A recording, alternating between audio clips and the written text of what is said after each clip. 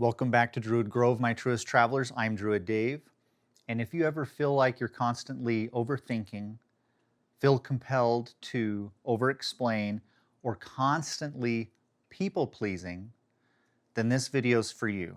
Stick around until the end because I'm going to have 3 solutions for you that can help you to mitigate these characteristics. So oftentimes, what we find is that over-explaining, overthinking, and people-pleasing are really fear of abandonment and emotional neglect disguised as helpfulness and consideration for others. So let's go ahead and start with overthinking. Sometimes you'll find yourself thinking every situation, analyzing every situation that you're in, whether it's a social situation, a work environment, or even with your family. You're in your mind instead of in the moment. Now, this may feel like a temperament. You may even believe that you were born this way, and there may be some truth to that, that your temperament leans towards analysis. However, abandonment and emotional neglect can, of course, exacerbate the dark side of overanalyzing. And the analysis and the analyzing are actually a wall. They're actually a guard that keep you from touching your repressed emotions. And you can sense that. It's very subtle. But instead of allowing your mind to settle, instead of quieting your mind, coming into the now, being mindful, you find yourself constantly overthinking, analyzing every situation because it's a protection against your authenticity because you're not actually daring to be authentic. Now that may sound mean, that may sound cruel. How would I know this? How would I make some massive assumption about you? Well, because I'm human and I do this myself, and no offense, we're actually all very similar because we're the same species and we're growing up in the same epoch, in the same paradigm. And so what that does is the overanalysis and the overthinking protects you from being vulnerable. Next up is over-explaining. You may think that over-explaining is being considerate. You feel like you need to explain your excuse. Someone texts you at midnight every night. And instead of just saying, hey, can you please not text me at midnight? You add the because. Now, there's a lot of psychologists out there that will say you need to add that because. You need to fit them into your social perspective, and you need to let them know why. You actually don't. That's not true. That's, in my opinion, that's a lack of wisdom. You'll say, well, you need to stop texting me every night at midnight because I don't sleep very well and I have insomnia, or because I need to get up early in the morning, or because I have an ethic, or I don't like to be disturbed. For whatever reason, the point is, cut out the because. Just text back, hey, stop texting me after midnight. Don't even say please. This isn't being rude. It's not being cruel. If the person projects their own tone onto it, heaven forbid, go ahead and let them do that. Just say, hey, you need to stop texting me after midnight. At first you're going to feel, oh, I'm so cruel, I'm so mean. Yeah, because you're too nice. Because you have this false ethic of good and bad and right and wrong. Validate yourself. Stand up for yourself. The third one is, of course, people-pleasing. Doing favors that you don't want to do, right? Or even going out of your way to feel like a great person by being charitable. Well, I know I should be charitable. That's what society tells me. That's what my culture told me. That's what the ethics told me. I've even read articles, just massive long articles of people berating others for not being charitable. They're being raised to not be charitable in their community. This, and that. Well, let's take a step back for a minute and quit thinking that we can compel altruism. See? That's why it's called moral outrage. Just because you're becoming emotional and outraged doesn't mean you're right. Never meant you're right. you're not right. Your moral outrage and your emotional upheaval doesn't mean you're correct. In my opinion, my perspective, which is valid, just as valid as anyone else's, I tend to lean towards consequentialism, the ethic and moral model of consequentialism, based on the consequences, not just deontological ethics based on duty, like the duty ethics, like the 10 Commandments. Well, you should just do this and you should do that. Well, you know what? You should just sit down and shut the fuck up. Woo! Woo! What are you going to do about it, huh? What are you going to do about it? This is my channel. This is my space. I can do whatever I want. I can move however I want. Why are people sitting around? Get this video to go viral. Pump it out. Why are you guys watching the same old crap? Political pundits, all this kind of stuff. It's a bunch of nonsense. No one's getting to the root of anything. You're not sick. The world is. The society is. The system is. You were born whole. Just like the Tao says. Just like frickin' Wayne Dyer said. You're born whole. See? Back to being like a child. I know I'm going on a tangent, but this relates because it's part of the solutions. Back to being like a child, because what is a child? A child is non-judgmental. A child embodies the dimensions of faith and forgiveness. That's probably going over some people's heads. You just think faith and forgiveness and you go straight to Jesus. Yeah, because Jesus knew the way. But I'm taking very complex ideas and I'm distilling them for you into pithy statements.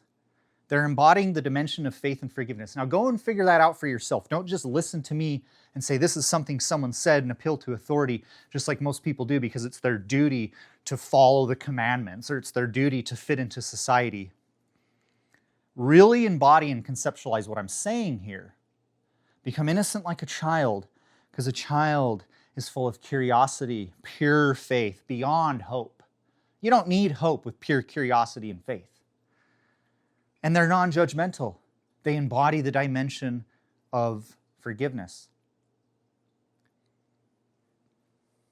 So let's get into the solutions. Let's get into 3 solutions on how this can help you stop overthinking, over-explaining, and people-pleasing. Okay?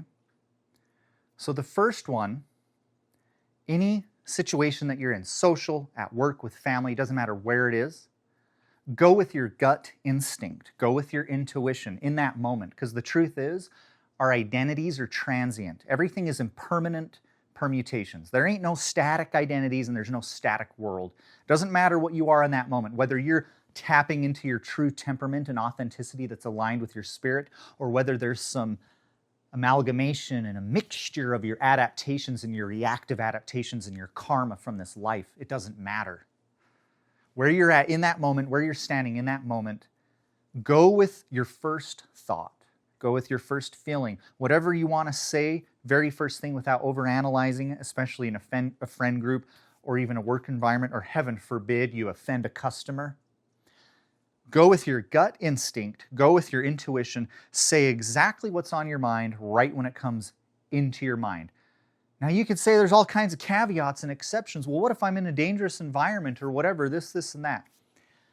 This isn't a dissertation, guys. This isn't a doctoral post-grad dissertation. This isn't some analyzing, let's map out every nuance, because that, again, is just an appeal to overthinking and overanalyzing, and it doesn't serve the purpose of this video, and it really doesn't serve you.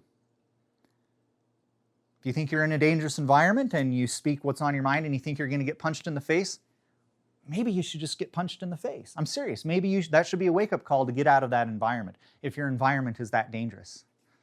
See? Because that's growth. Now you know, hey, if I'm totally authentic and I say what's on my mind right when I think it, and this person goes totally nuts, whether it's a customer, a spouse, or whatever, well, that's a good contrast.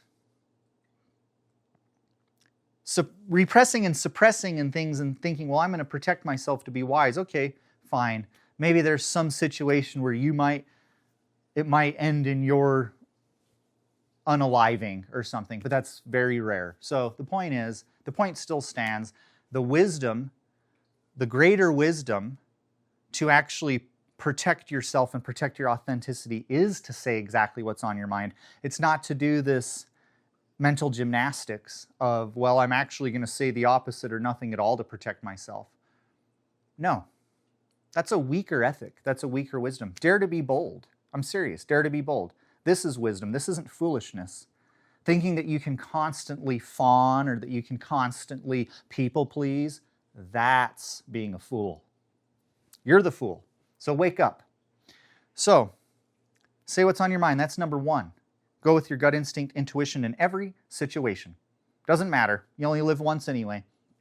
Number two is to do action-based therapies. You have these emotions that are repressed, that are trapped. And I don't mean that literally. I don't mean it's some discrete,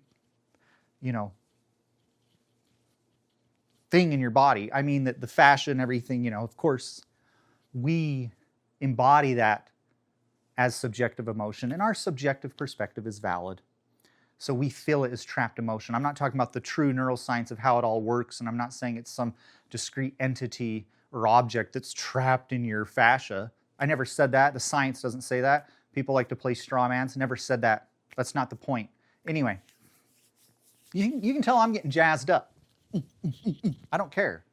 It's my channel. It's my space.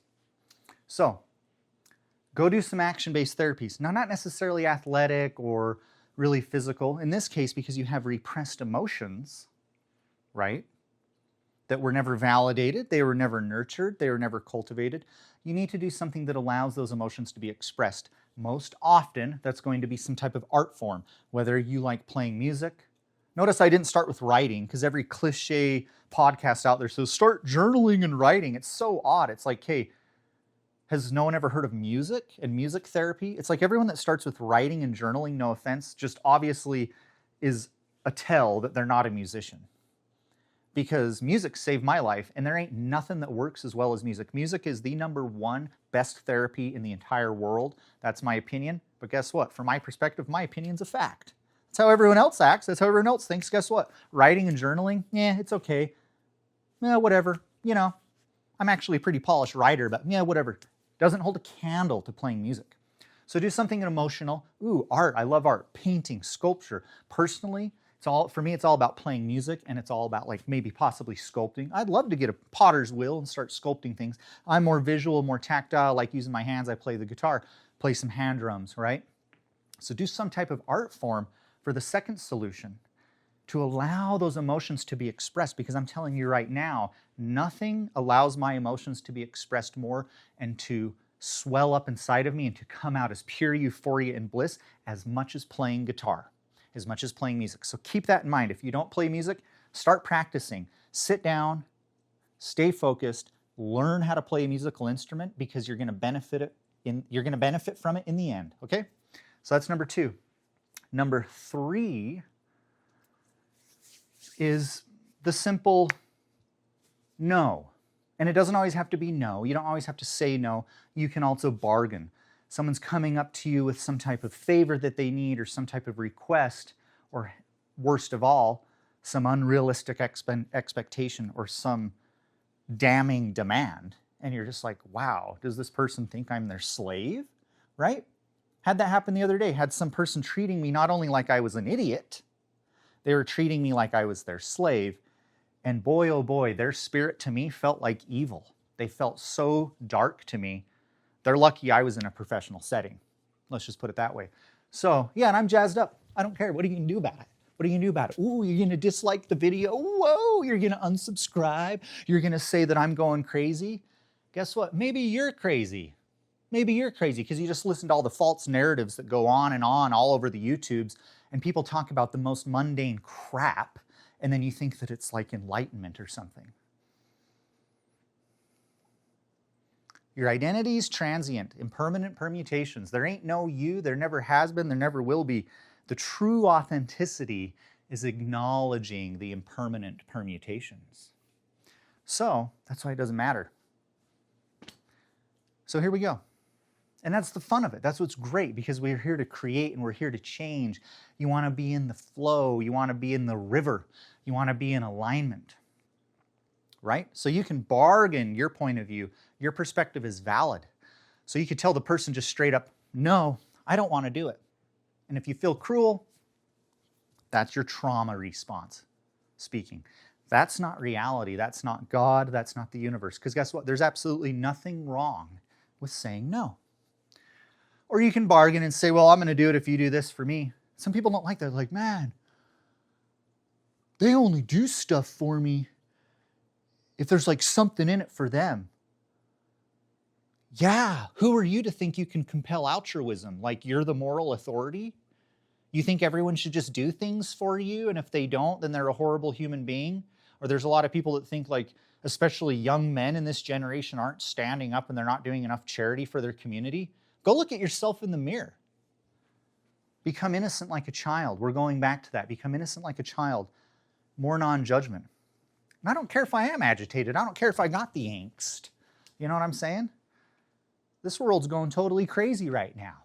Who cares? Get it? Do you get it? Like, woo, big frickin' whoop. Big frickin' whoop. So you get what I'm saying here. Go with your gut instinct. Go with your intuition. Do an emotion-based, action-based therapy such as art or music, and dare to say no and stand up for yourself. So we're going to run through the cycle. The reason we start with action and we're not just doing psychoanalysis, I'm going to make it really quick, and this is based on my tetrahedron framework. We have allowance, which is the spiritual world. We have alignment, right? So the spiritual body is allowance. Excuse me. The emotional body is alignment, because emotions help you to align with your temperament and your river. Discovery is the mental body, because that's the thinking and the faith and moving out into the physical world. And action is the renewal, because we know if we're taking action, we're building new memories and new neural pathways and neuroplasticity, and that's the renewal. So my point is, it doesn't always have to start with psychoanalysis with the mental body or the emotional body. It doesn't even have to start with the spiritual body. So the spiritual body transcends this world. You could say the spiritual body is coming from another dimension, like the fourth dimension, however you want to look at it. It doesn't even have to start with devotion or spirituality or religion. It can start with action. So action, again, is renewal.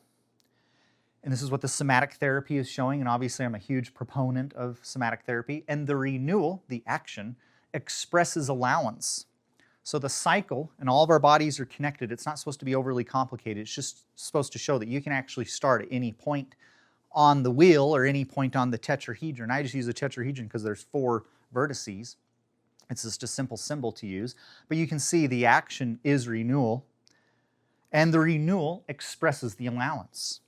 So now you have that new allowance that's going to breed a new perception, a new frame, a new world, which will lead to following in that river and more true alignment and authenticity, which will then change your feelings and your thoughts, leading to different types and outcomes of emotions and beliefs, which then those emotions and beliefs shape your perspective, your axioms, also known as your worldview. I hope this clears up some of it, guys. And you know what? There's one secret that you can do. If you're like in an argument with someone and they're going all crazy and they're getting super mad, and let's say you spoke your truth and you spoke your intuition, and then they got super mad and they start yelling at you and swearing, oh, shut the heck up when I'm talking to you. You know what you can start doing? While they're sitting there berating you, you can start dancing. Or even doing jumping jacks and going, oh yeah, dude, whoa, that's cool, you know? And if they go totally crazy and they physically abuse you or something, that's a wake-up call for you to get out of that environment. You're not being a fool by standing up for yourself. You're being a fool by denying the reality of the situation. Anyway, till next time, everybody. Remember, light only shines while facing the darkness. And the peak of being is simply being. Till next time, y'all, thanks for watching. I hope you have a great week. We're all just doing our best. I'm not saying that I'm always authentic. I'm just getting jazzed up. I've got plenty of issues that I got to work through. That's how I know. That's how I know these things, because I know what it takes. And I know that it's easier said than done, because it changes our nervous system, changes our fascia. We become more rigid. Because this world, which is actually a sick world, yes, there's a lot of hope, there's a lot of love, but this world is obviously very sick. You can't say it's a healthy world because everyone wants to spiritually bypass. Oh, it's a healthy world. Focus on the love while the coral reefs are dying. A healthy world isn't where coral reefs are dying. That's the canary in the coal mine. I don't even need to talk about anything else. The water quality, the air quality, it doesn't matter. The coral reefs are dying. No, this world is sick. See? So we need to acknowledge that. You don't just put your head in the sand like an ostrich. We need to acknowledge it. Always just focusing on love and all this stuff and hoping for the best is spiritual and emotional bypassing. And it's bullshit. It is. Because we're here in a physical body. This is physical. I'm not in some transient spiritual state. We're supposed to be good stewards of the earth. We're supposed to replenish the earth. And we can't create healthy humans without first creating healthy environments. This is why I'm weaving environmental health, nutrition, diet, mental health, and somatic therapy into one holistic whole, right? Environmental wellness, environmental health. Don't be too hard on yourself. So I went on a big tangent again, per usual, but the point was, we have a separation between us and our authenticity, even though we were born whole. So a lot of what we're feeling and a lot of the effects that have altered our state and altered our nervous system aren't our fault. Because again, back to what I was saying, the world is sick. The system is sick. Don't stand up for it. Don't defend it. Don't play devil's advocate. Accept the truth. It's a fact of reality that this earth is sick. And it's not a joke. Okay? Anyway, till next time, peace out.